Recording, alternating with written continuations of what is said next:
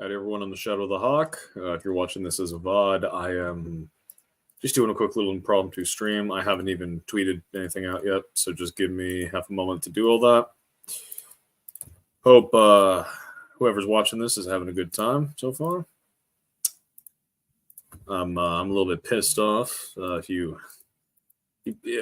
follow me on Twitter, you might have seen the Twitter post I made. I found out CVS has a very scummy business practice after I got done with a 12-hour workday. So I'm just a little, miffed.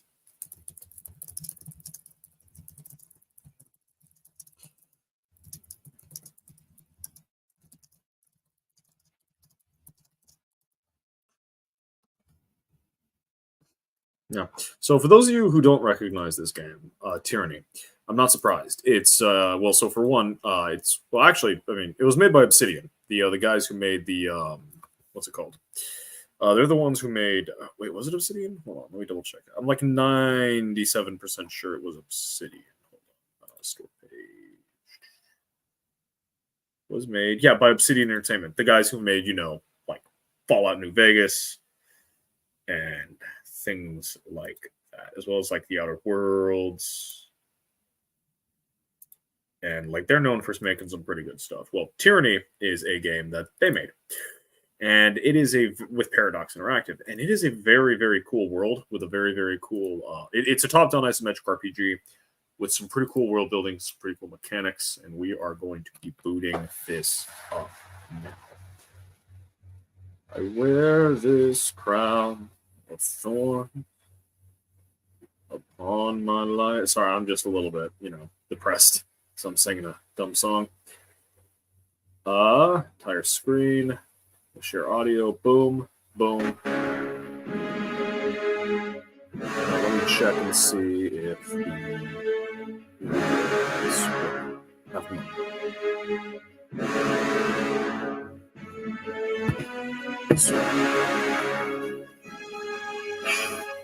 Okay, so for one, I need to stop that. And then two, sound. We're dropping that down to a 70. Save changes. Let me check. 70. Save changes. Yeah, okay, that did fuck and all, so let's do this again. Master volume down to 50. Yes, save changes. All right, testing, 1, 2, 3. All right, testing, 1, 2, 3. All right, testing, 1, 2, 3. Howdy, Thomas. Yeah, no, I'm just testing the. Howdy, Thomas. Yeah, no, I'm just testing. Come on. Okay, now let me try turning down the music a little bit more. Well, with that logic, I'm also going to want the effects and the voice is down a little bit like that. And then save. Wait, one. Well, with that logic, I'm also going to want the effects and the voice is down a little bit like that. Save. Wait, one. All right, that sounds passable. Let me know if there's a problem. So I've got my old characters. So we're going to be playing Tyranny. Now, Tyranny is a top-down isometric RPG set in the world of Tyrantus. It is like an Iron Age type setting, which is really freaking cool. You play a Fatebinder. Actually, here I'll let the game. So I'm gonna leave it on normal.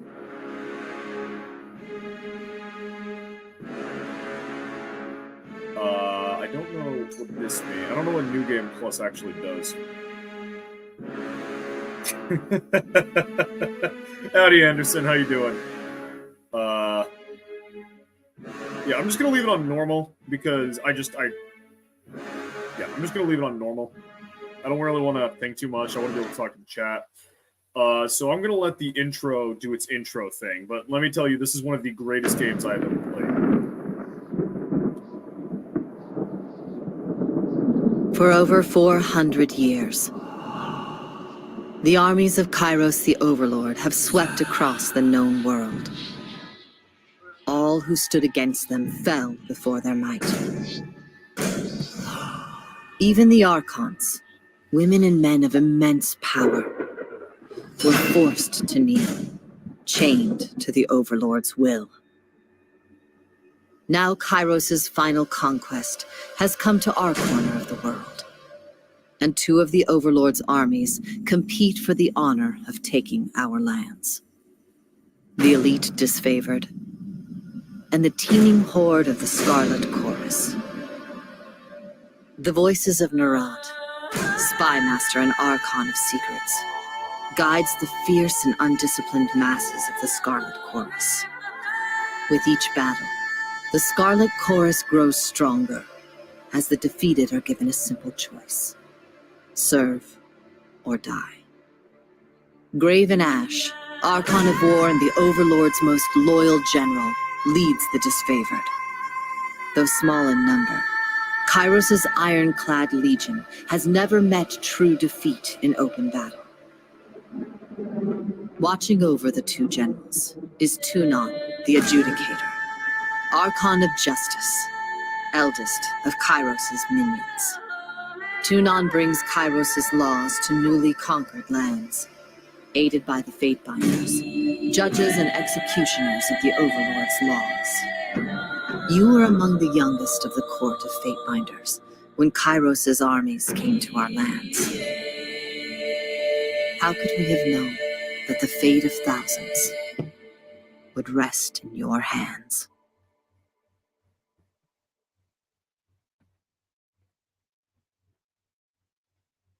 So now comes the part where I get to, well, hold on. So now comes the part where I get to make my character. It doesn't really matter too much, though. We are, we're doing the correct choice there. And a little bit bronzy. So, roll. In the Northern Empire, where you were born, men enjoy equal protections under the laws of the Overlord Kairos. In the southern lands of the Tiers, only men may own or captain ships, but real estate is restricted to women. Men may lease, but durable ownership of land in the Tiers always passes to eldest daughters or sister. Most sons enter their father's profession by their mid-teens. Those without a profession or family lands to work can find purpose by pledging service to one of the Overlord's mighty Archons. Criminals, derelicts, and others are often conscripted into the armies of the Archons. If a child cannot forge his own skein, he will certainly find one in battle. And so you got like this bigger body type. You got this like shorter one. And then you got like a lean, tall, lean one. And I think we're going to go... I like the idea of like a tall, lean body type. This looks like it could be fun. So then next, we have facial appearance. Let's do face. We're doing something kind of lean, so we'll want that. And then hair. Oh, let's actually pick a portrait that looks cool, and then we'll make the guy kind of look like the portrait. I think. That's a woman. That's a woman.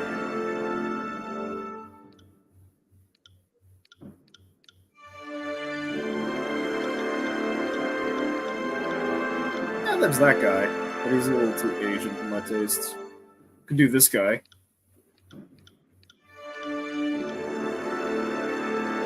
I don't know. Let's go with the basic look. Let's go with this guy. This guy looks kind of cool. So then for that, we're gonna kind of need like a messy, like a little bit of messy hair. I think is what would work best for that. Yeah, I think that messy hair looked best. That one. And then he needs a good little like beard. I think that beard's good. Yeah, actually, let's go with this beard. Howdy, John. How you doing, man? Hair? No, we want him on the younger side.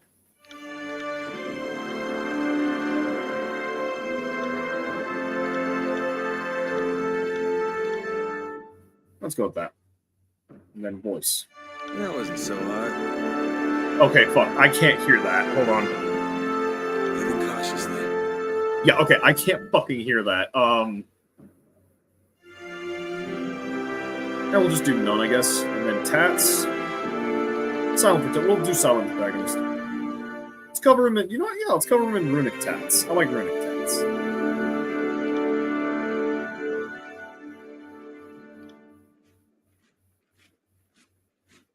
The Dwarven document. I'm doing pretty good, man. Just got off a 12-hour shift and decided to play some Tyranny. I have not had a chance to sit down and read the document yet. Right now, I'll make sure to do that at some point to get like a general idea of what I need to update with the map with. So then history. What do you guys? Those guys in the chat. Those of you in the chat. This is going to be like our campaign. So we got a bunch of different options for how we ended up joining the army. We could have been a pit fighter. We could have been a war mage, a diplomat, a lawbreaker. What do you guys feeling? And while I let you guys answer, I will be jumping in to check what French is telling me about.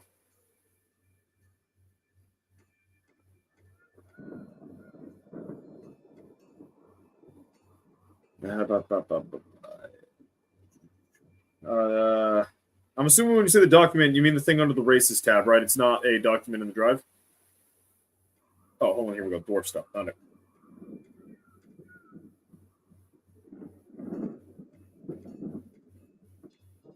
Importing. Downloading. Continue. Okay.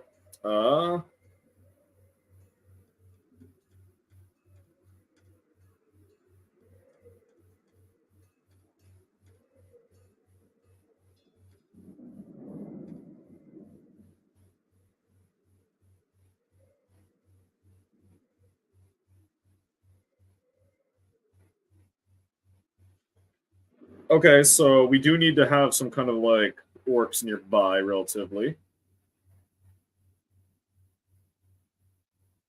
And divided kingdoms. I feel criminal, so lawbreaker. Yeah, okay, I saw that. Yeah, okay. So criminal. So where is it? Lawbreaker. There we go. If no one else ever for all hold their peace. Accused of a crime you most certainly did commit, you stood before Tunon the Adjudicator, Archon of Justice, and argued your case with eloquence and conviction. Impressed by your logic, reason, and confidence, he found you guilty anyway. It is rumored that Tunon selects many of his agents from his prisoners, who better to catch the wicked than those versed in such ways. In his mercy, Tunon offered you the choice of two sentences, decades languishing in court, or a lifetime serving him in the court of the Fatebinders. The choice was an easy one, and instead of seeing the inside of a cell, you were trained in letters, numbers, magic, and war. The laws you once broke are now yours to interpret and enforce. Primary expertise. So we get to choose a style of fighting. So we could go dual wielding and, like really lock into the thing. I'm not completely against the idea of it. Flurry of blows or slice.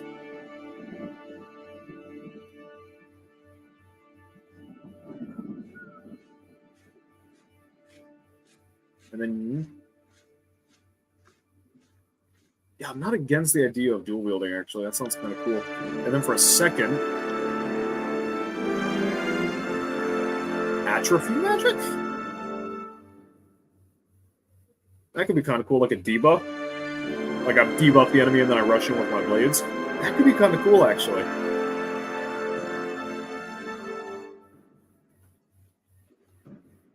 What do you think? What do you think, chat? Gonna give chat a chance to catch up.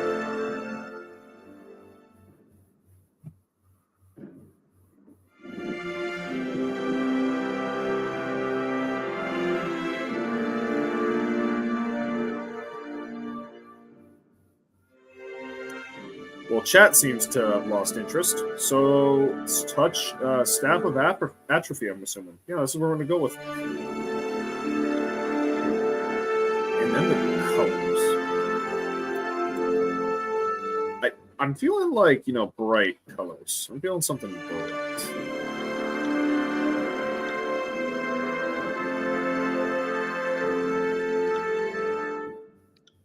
Like a nice red?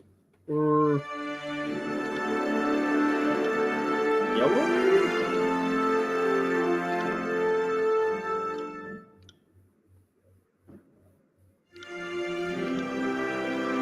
No, let's do red. Let's do red. I think red would be cool.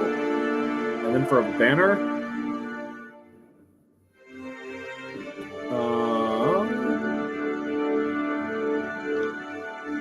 whom do you serve?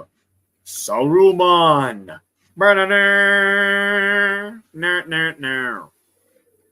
Now.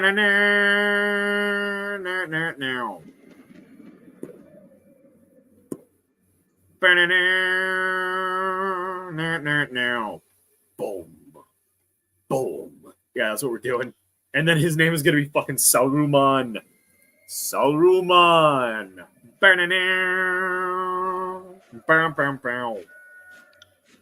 All right, then the attributes.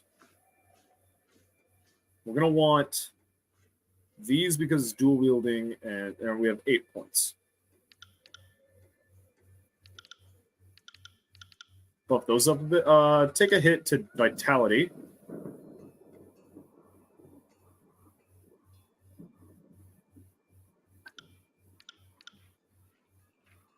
What do these do?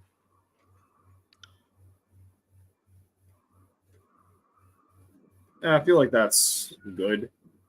I want to be able to like whack stuff. I want to be able to do spells. I'm gonna have 20 points to spend. Okay.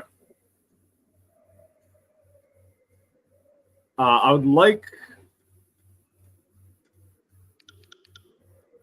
I'm gonna buff all of these up. I feel like. Let's get all these up to 35 at minimum, let's say, or as best I can.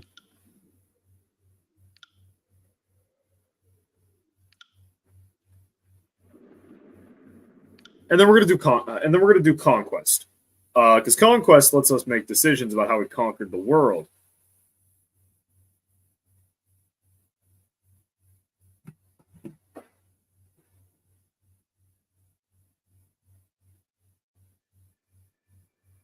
No.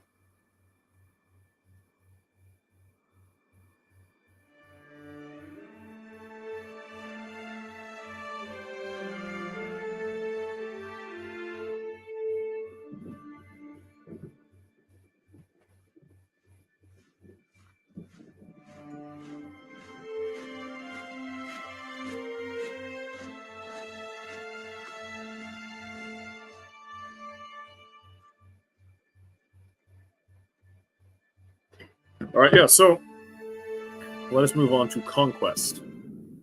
So this is going to be us like conquering the tiers. All the world has fallen to Kairos, and now the Overlord's eye is on the tiers, our home. The last corner of the world free of Kairos's reign. 2 armies, the Disfavored and the Scarlet Chorus, march south from the Northern Empire, the last realm to fall to Kairos a century prior.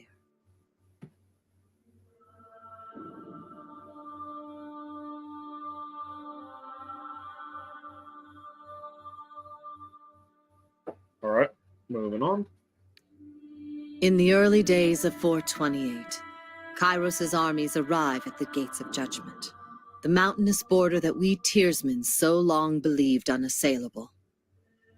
Unable to agree on a unified plan of defense, the various leaders of the Tiers sit and wait for each other to deal with the conquerors, until it's too late.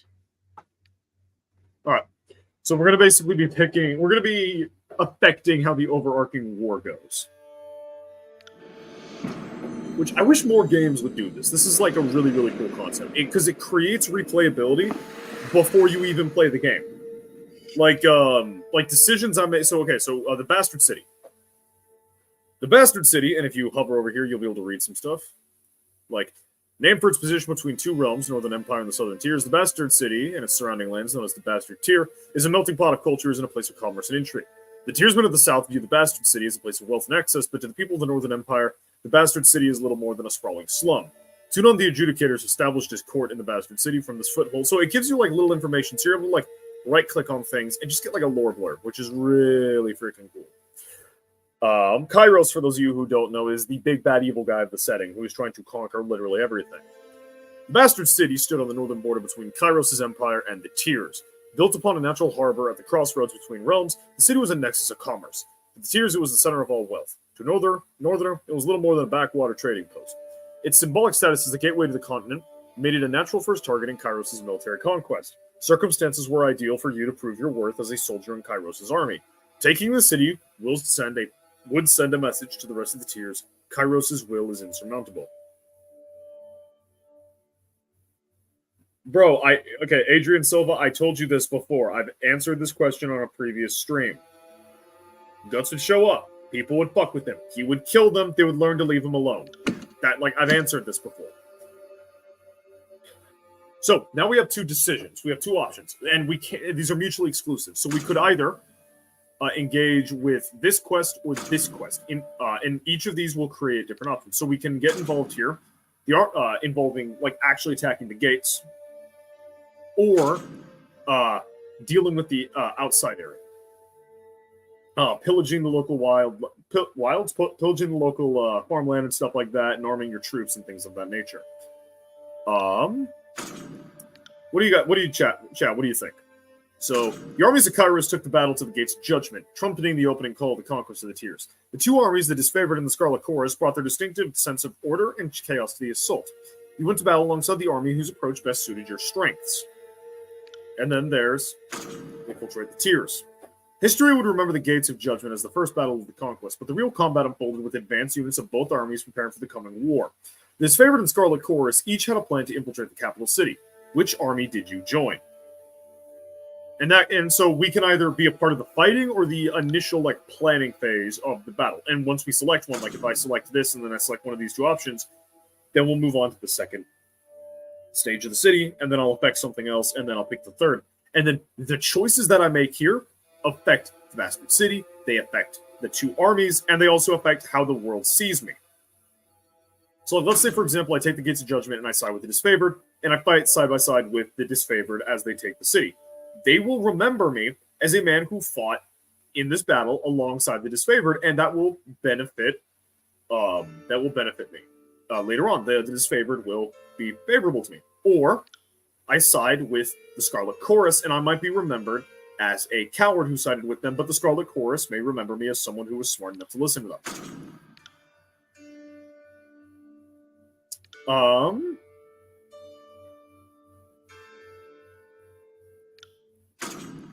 I feel like I would involve myself in the major fight, and I feel like this character, he's a lawbreaker. He's a little bit shifty. You rushed with the chaos mass. You rushed with the chaotic mass of the Scarlet Chorus, flanked the Bastard City's army, and drove them to foot. That feels like it. You caught the mercenary army unprepared for the mania and disorder of the Scarlet Chorus. Your forces overwhelmed the Tears' defenses in a few short hours, hacking and burning their way into the continent. Any mercenaries who survived the battle found themselves initiated into the Scarlet Chorus, tortured by ruthless interrogators, or made the sport of competition as the army marched ruthlessly forward. So now we have another two options: feeding the host, or to judge the enemy. I'm a guy. I need to do this. The soldiers of the Tears fell by the hundreds, and Kairos' army could not agree on how to handle the few survivors they dragged back to camp. Befitting your role, the commanders turned to you to decide the fate of those occupied prison pens. There were only enough prisoners to support the plan of a single army. The Disfavored needed slaves to haul their gear, dig latrines, and keep their pallets warm at night. You consigned the survivors of battle to them, subservient role among Raven Ash. Or, you gave the prisoners the chance to serve in Kairos' army or die. The Scarlet Chorus was in need of extra troops to fill up the vanguard, and your former enemies... See, I feel like my character would understand the importance of logistics. In IRL, I like logistics, so we're doing the logistics. Wounded and demoralized by prior defeat, the soldiers of the Tears put up minimal resistance to their new status in Kairos' military. The Disfavored enjoyed the luxury of putting others to work, but didn't allow themselves to grow soft, turning away from menial duties and focusing instead on rigorous training regimen that left them alert and eager for combat. You gave the Tears slaves their first assignment, digging a mass grave outside the Gates of the Judgment, where a cloud of flies marked the passage of Kairos' army. Taking the Bastard City. The armies of Kairos amassed outside the Bastard City, the first bastion of the Tears to fall. Both armies longed to storm the walled outpost, the Scarlet Chorus howling for plunder and the Disfavored forming an unbreakable shield wall. Your prowess on the field of battle had carried them this far, but there was one more step before total victory. Both of the armies had inspired schemes to take the Bastard City. Which did you support? So I can support the Disfavored, and this will give me an ability, Warrior's Respite. You joined the Disfavored vanguard in a direct assault upon the city gates. No fortification could stand up to the impossible legion. I could support the Scarlet Chorus. You joined the Scarlet Chorus in setting fire to the city and blocking the gates. The defenders would surrender or burn, and that gives me the Searing Palm spell. So what this does is this minimizes my damage and boosts health for me, and I can use this once per fight.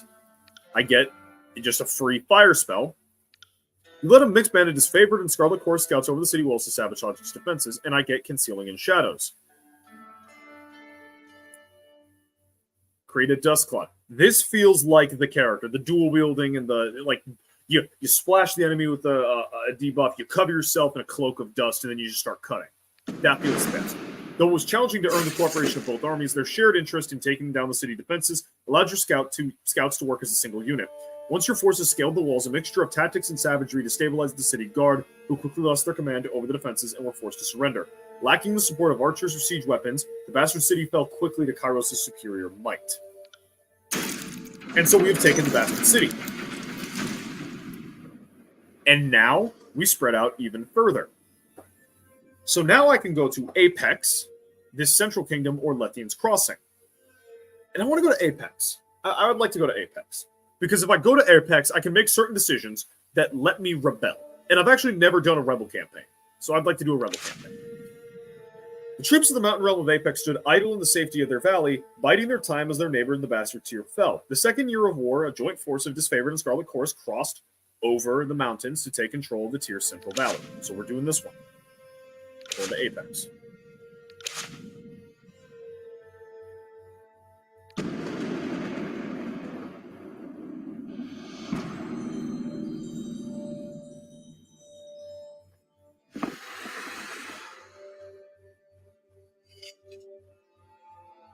The mountain nation of Apex, ruled for generation by the queens of House of Vendrian, stood at the heart of the tiers. No army could bypass the landlocked realm without leaving their flank exposed to attack.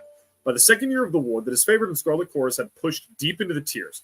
Elements of both armies were dispatched to conquer Apex. Two on a side to accompany them, tasked with bringing Kairos' law to the territory, as well as keeping an eye on both armies. The Battle of Edgering Pass. The Disfavored sent their most destructive ally to crush Edgering Fort, Cairn. Archon of Stone buried the stronghold under an avalanche triggered from the surrounding mountains. The Scarlet Chorus were promised captives for enemies for recruitment, yet none survived the onslaught. The Chorus demanded compensation. Or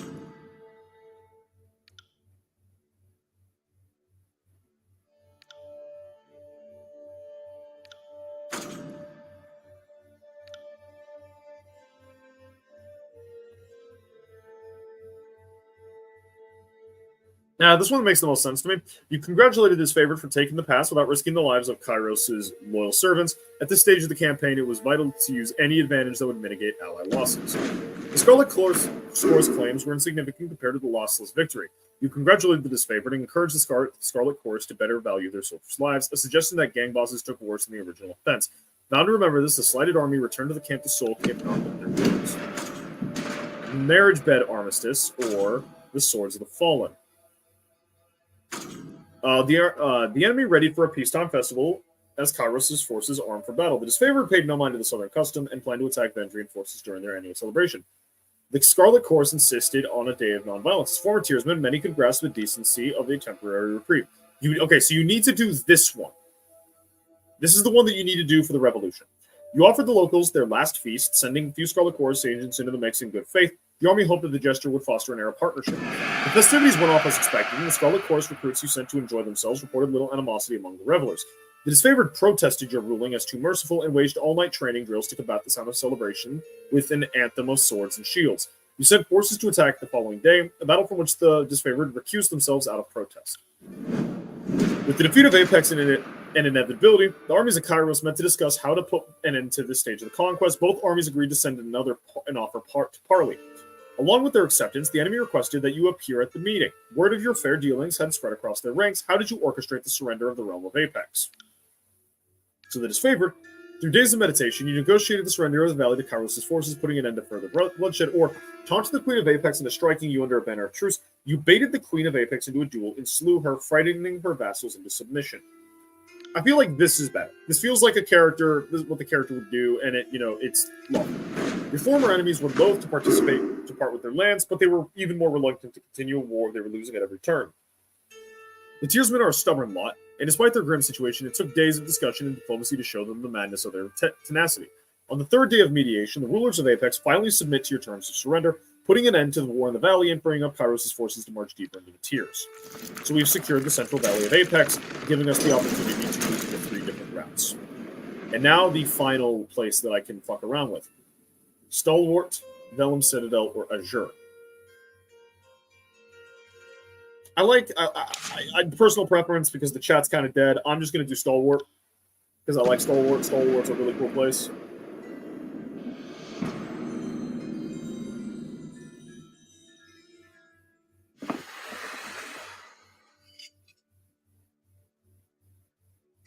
The realm of Stalwart was best known for its proud army, disciplined courage, and undefeated on their home soil. Skill and resolve made Stalwart a military power that Kairos' forces approached with due caution. With its southern position, Stalwart had largely saved from war, watching for 2 years as its neighbors fell to Kairos' forces. On the dawn of the third year of the war, Kairos' forces were finally posed to invade the Stalwart Peninsula and subdue the tiers most vaunted army. So we got marching on empty, or a contentious setback. After a defeat at the hands of enemy defenders, the Scarlet Chorus accused the disfavored of recklessness. The disfavored claimed the Scarlet Chorus brought too few soldiers to cover their flanks. Both armies refused to march until ruling. Knowing the disfavored reputation for discipline as well as the Scarlet Chorus' power to instill fear and frenzy, he decided that the Scarlet Chorus was in the wrong. The Scarlet Chorus were nonplussed to receive some erasure, some censure, but aghast that the disfavored would not share in the blame. Soldiers hurled venomous accusations your way, challenging your impartiality and wondering where justice could be found, if not in Tunon's fate binders. They argued that reputation should have no bearing on law. So then we have Fall of the Regents, or negative conscription. The armies of Kairos collaborated on the capture of an enemy leader. The Scarlet Chorus requested that she be interrogated by the Archon of Secrets. The disfavored wished to display her corpse in battle, since the stalwart defenders refused to surrender. A gesture was needed to instill fear. Or, Scarlet Chorus soldiers were spotted fighting alongside the stalwart defenders. The voices of Narat insisted they were spies and listed to gauge the enemy's weakness. Let's do... You ordered the enemy commander executed, her body displayed as a warning, or you ordered that the... Yeah, no, I'm not giving her to the fucking voice. No, I'm not giving her to the fucking voices of Narat. No. No, that's not happening.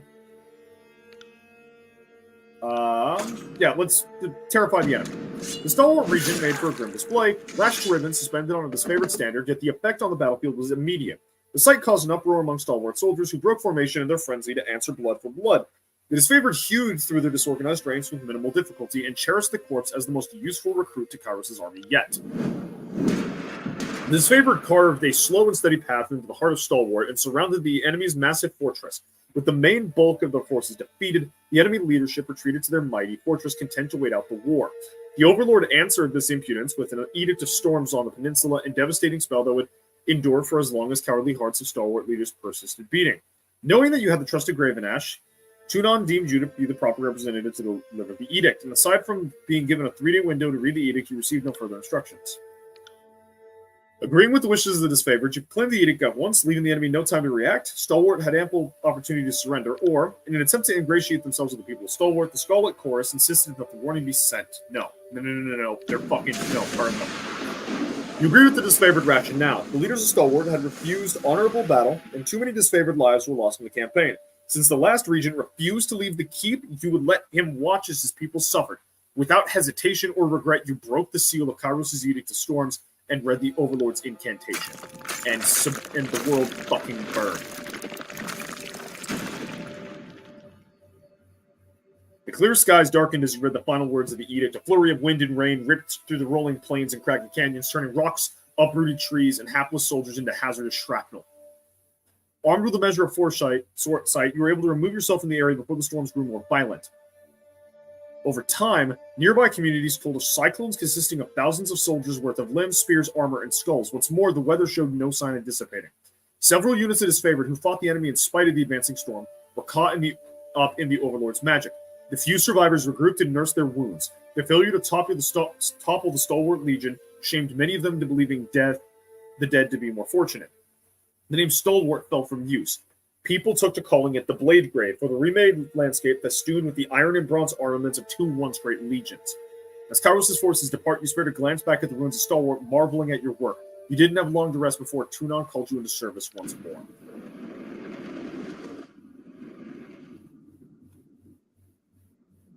We have finished the conquest campaign, and then now we will be given an actual mission.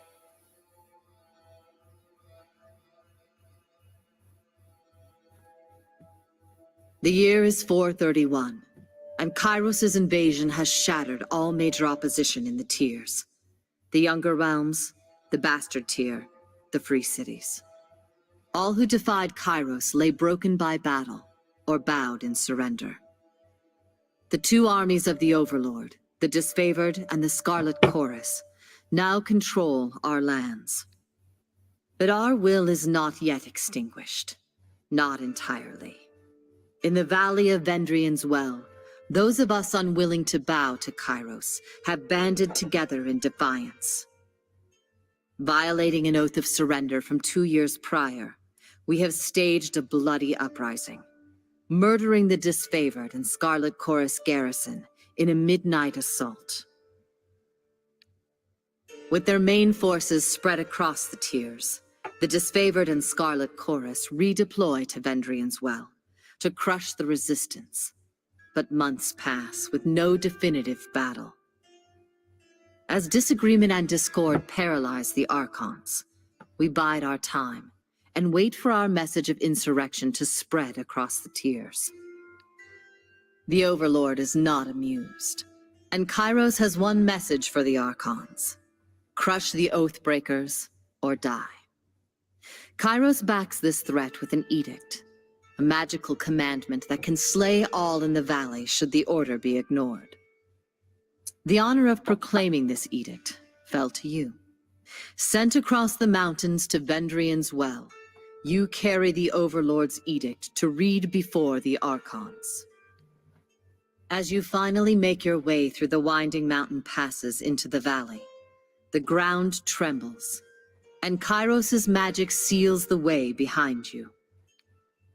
You are trapped in Vendrian's Well, with Kairos' armies and the Oathbreakers. The only way to survive is to fulfill the terms of the Overlord's edict, in any way that you can. All right, boys and girls, welcome.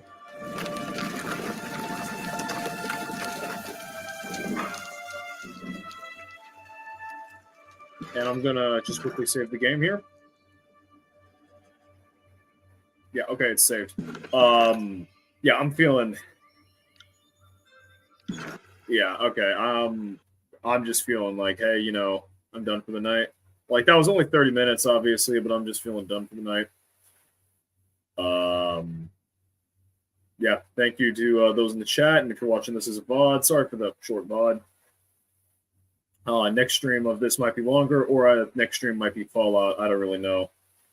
Have a good one, everyone. Take care. Take care, French, or John, or whatever.